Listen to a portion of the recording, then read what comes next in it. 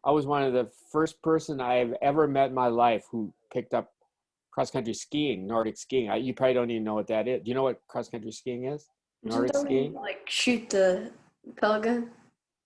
No, it's skiing. It's not.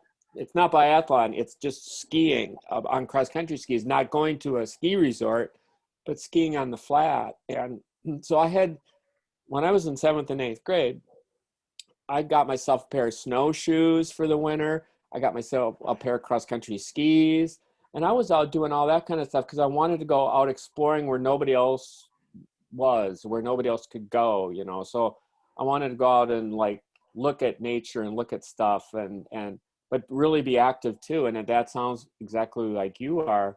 So do the things you like to do, but don't stay in your house and well, I mean, if your parents want you to stay in your house, then do that. But I mean, don't like be a video gamer in your basement and all of that kind of stuff. Just do active stuff like it sounds like you do. So around here, we live on a big river by a national park. So a lot of our kids, even kids your age, are kayaking. They've got stand-up paddle boards. We rock climb in this town. We have 2 rock climbing areas. We've got downhill ski areas. Um, Tons of hiking and just scrambling around. We camp on islands. So we're always super active. And, I say there's 3 kinds of fitness, Lance. There's accidental fitness, and that's just by walking around a lot. Walk to the store instead of taking the car. Bike to your friend's house instead of asking your parents for a ride. That's accidental fitness. That's good for you. Then there's non-specialized fitness, which is longer bike rides, your scooter, swimming. And then that all leads to what you train for, and that's your specialized fitness. And all of that adds to your athleticism. So what you're doing is right. Just keep up all those activities you like to do. Mow the lawn. Push that lawnmower around. Give your dad a break and push the lawnmower around. Do you have a riding lawnmower at home? Yeah, we have a riding lawnmower. Get rid of that thing. Sell it. Put a for sale sign out in the yard. Get rid of that. Get yourself a lawnmower you push, and you know how fit you'll get out. That's called accidental fitness. Out pushing. Do you have a big yard? You do. Well, that's even more fitness. Just push that lawnmower around every day. And do you have a snowblower when it snows, or do you Yes, we shovel? do, and we have a big driveway too. Get rid of the snowblower. Get out and shovel. You don't need to go lift weights and do any of that weight training stuff. All you have to do is move snow around. Get rid of the snowblower. Make a for sale sign on. Put it out on the snowblower. Put it out on the riding lawnmower. Get yourself a shovel. Get yourself a push lawnmower, and that's how you stay fit. Well, I think by the end of this year, thinking about you, I think I'm gonna be jacked by the time this is over. You will be. You will. No one will mess with you. And I'll say, don't mess with Scott Christensen. That's right. You're a racehorse, not a workhorse, but you get to be a racehorse by doing all of that kind of stuff. So I know this is kind of a weird question, but with my races, most of the times, like my race is decided by the beginning, and I either go out too hard and then I go out too slow, and then yesterday I think I went out really well, and how do you think I should get out? Like, should I? So let me get this straight. So you went out perfectly yesterday, right? You went out pretty well, and you ran your fastest time ever. Is that correct? That was your personal best? Yeah. Pace is a very important thing to learn. And um, and it's hard to learn. It's one of the last steps in full development of a middle school or even a high school cross country runner that's kind of new to the sport, is learning this sense of pace. Because I call it Goldilocks. You know who Goldilocks was? Is that like the Three Bears story? Yeah, Yeah. the porridge was just right, right? The porridge Yeah. was just right, and that's what you're trying to achieve is the porridge is just right, not too hot, not too cold. So when you stand at the line, everybody's nervous. Okay, Oh yeah. were you nervous yesterday? Were Nah. you anxious, nervous, a little bit? I was excited, but I was also Okay, petrified because these are the best. So petrified, excited, nervous. All of those words describe a little bit of emotion that's out of control. Now that's fine because you haven't quite learned every trick in the book yet. But what usually happens is when you have those feelings, you either go out too slow or too fast. Um, some days you're just too jacked up and you go out too fast. Other days you're too scared and you go out too slow. So the first thing is run enough races so that racing doesn't give you anxiety. It makes you anxious, but doesn't give you any anxiety. In other words, anxious is a good emotion. It's what I feel it every day. Every day I wake up and we have a cross country meet, I feel anxious. I jump out of bed. I'm anxious for it. oh yeah. I'm anxious for it. But I don't have anxiety over it. I don't think something's going to go bad. I'm not petrified. I'm not worried. That's going to come with experience. Once you get control of those emotions, then you're going to be able to calibrate getting out just right.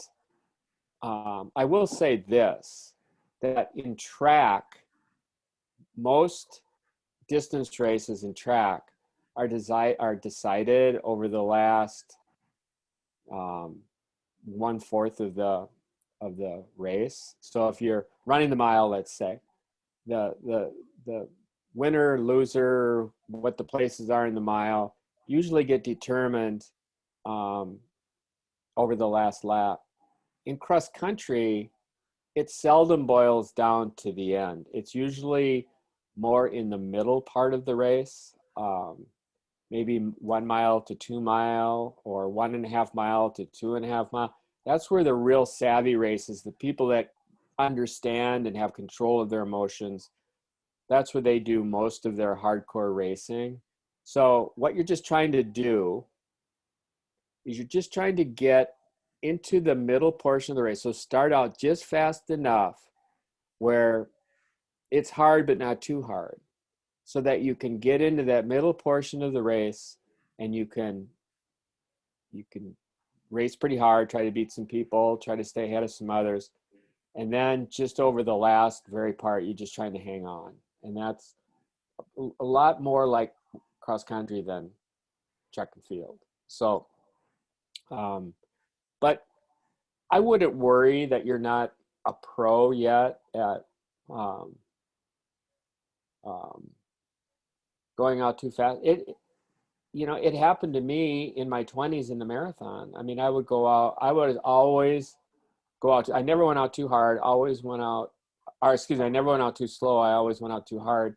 And some days I would just go out too hard, where I'd be 150, 1 hour, 50 minutes at 20 miles. And I thought, I'm under 130 for sure today. But I just didn't have anything left at the end. So I didn't break it, like I said. So um, everybody gets tired. Don't start out too hard. Do your racing in the middle portion of the race, and you'll be fine. Yeah. One of my races, I think I ran like 12:28, and that was a big PR. I think that was 20 seconds, and I think that meet really affected the way I race. Like I got Got you to go out at a better pace or something, or yeah, I went out a bit slower than I usually would. Like I would go out how I think I would go in the middle and yeah, stay perfect. consistent because I think it was like -8 maybe second mile.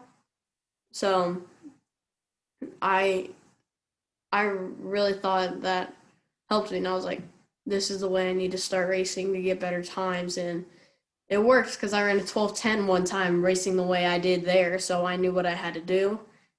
And especially at sectionals, everyone got out really hot. So I knew I was kind of towards the front, but I was a bit further back than I usually was. But I knew I was saying to myself, you're going to be up there. Just wait. Just wait. You're fine. You're at a good pace. Just let them die. So Mhm. that really affected the way I raced that one meet, the 12:28. That's called a breakthrough race. You answered a lot of questions by the experience, and there's no substitute for experience. Your coach can give you a plan. You can have a good plan. You can lay in your bed at night, the night before, and dream about your plan. You know what? The best plan is just flat old experience, just plain old experience. Now, let me ask you this question. Let me turn the tables and interview you on this question. Do you use a GPS watch? Yes, yes, I do. Do you use Strava? Yes, I do. No, I'm not against that, and I'm not against it, so don't get me wrong. But some of the time I'm against it because you need to learn what things feel like. You can't rely too much on technology. You've got to absolutely rely. Like if you're trying to break 440 in the mile, let's say there comes a time when you're going to try to break 440 in the mile, your body has to understand what 70 seconds per lap feels like. You can't rely on your watch. You can't rely on GPS. You can't rely on Strava. All you can rely on is what your body's telling you. So, I have a GPS watch too somewhere here, and I use Strava. But I also know that myself and my runners also, there are just lots of days they need to rely on what their body's telling them and not what the technology is telling them. And that'll help your racing too. Just knowing what something feels like. Um, so, Yesterday, that reminds me of yesterday. I wore my watch. I usually never race in it, but I wore my watch today. Well, yesterday. I never looked at it, and I think that was my first time I ever didn't look at it. And then we had one of these, where you like go through the mile and like tell your time and they'll like read you a chip. Um, we had yep. one of those, and it said 6:34, and I was like, that doesn't seem right. So Yeah. I knew I was going faster than 6:34, so I was very confused. And then I realized that was probably for the high school, Yeah. me. And I was like, am I going out way too slow? Or does it just feel like a good day or something? So, Well, just think about going to any cross country. It's different on the track where you know what the distance is because it's 400 meters around a track. But just go think about these cross country meets. What if a meet director setting up the course puts the mile marker 30 meters away from where they should? They can't quite remount. They just put it in the wrong spot. Well, then that becomes the mark. The 1 mile is everybody's using that for the mile. Runners with their watches, coaches with their stopwatch. Everybody's saying, but it's not really a mile. It's 30, 40, 50. Who knows how far off? And then you get a time and, oh man, it's too fast. No, it's too slow. And where ideally you should be able to just feel it. You should just feel it. Eventually, not now, but eventually in your career, you should just be able to throw technology out the window. Look at the splits. Look up do you know that the world record in the 5,000 meters was just set by yeah, the Ugandan? wasn't it like 12:38? Yeah, have you seen his splits? Huh. You should look at his splits. His splits were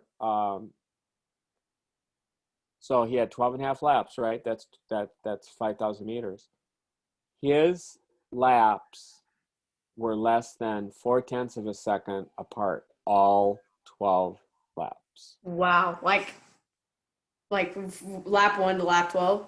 Yep. Wow. That's the definition of knowing what it feels like. like when I've been running recently, it feels like I'm getting a better feel of what paces are. Like one of my friends Good. watched, she said, hey, we're going like 7:10 pace. And I was like, we're not going 7:10 pace. Like it was just, I think it was like maybe, well, no, it was like 8:15s, 8:15s, 8:20s. And then my friends, I said, it's 8:15s or 8:20s. And my friend said, we're currently going 8:18 pace. And I was like, I feel Yeah. like I'm just getting a better feel of running, especially doing my YouTube, getting to talk like to a bunch of people like you, Sipple, Mally, whoever. Just getting to learn a ton from you guys that obviously know more than my dad. Um, No, he knows a lot. He knows a lot. He knows just as much as I do. Probably more. he's telling me no, He does. but The only reason I might know more is I'm older. that's true. A lot older. But I'm a lot older, but only know a little more. So that's not very good for me. When you're a lot older and when you're twice as old and only know a little more, I know what you're saying.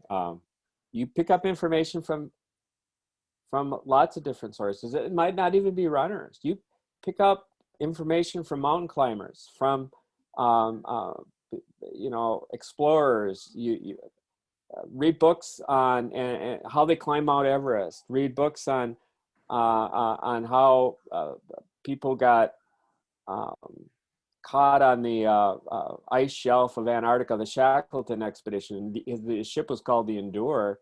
He got caught for 18 months on an ice shelf. Almost every day he froze to death. Think about that.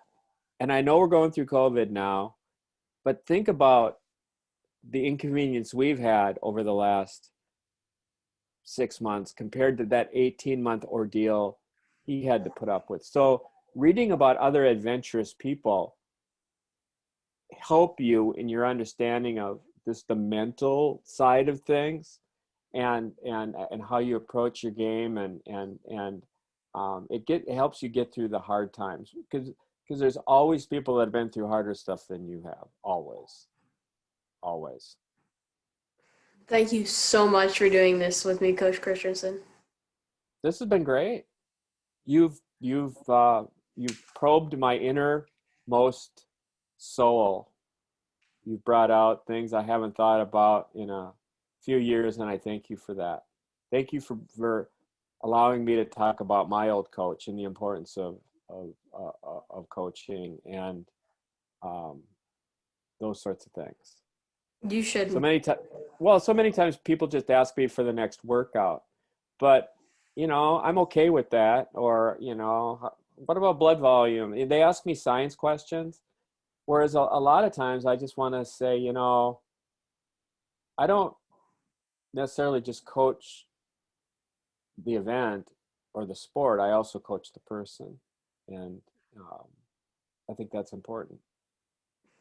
Again, thank you so much, Coach Christensen. Have a Thank you. good day. Bye bye. Bye.